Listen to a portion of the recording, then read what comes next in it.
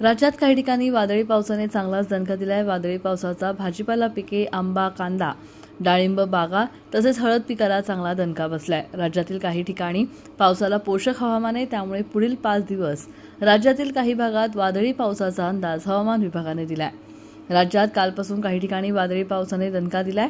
आज सकाळपासूनच विदर्भ, मराठवाडा आणि मध्य महाराष्ट्रातील काही भागात वादळी पाऊस झालाय।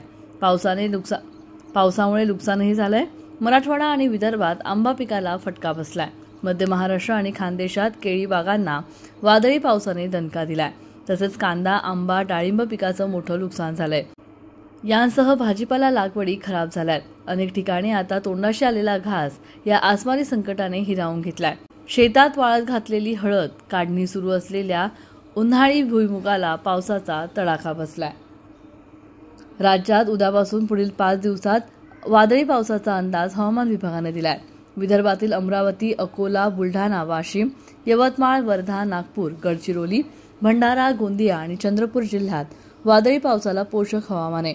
विजा आणि ढगांच्या गडगडाटासह हलक्या पावसाचा अंदाज देण्यात आलाय। असे नवनवीन व्हिडिओ पाहण्यासाठी आजच कृषी चर्चा फेसबुक पेजला लाईक करा आणि व्हिडिओ आवडला असेल तर नक्की शेअर करा।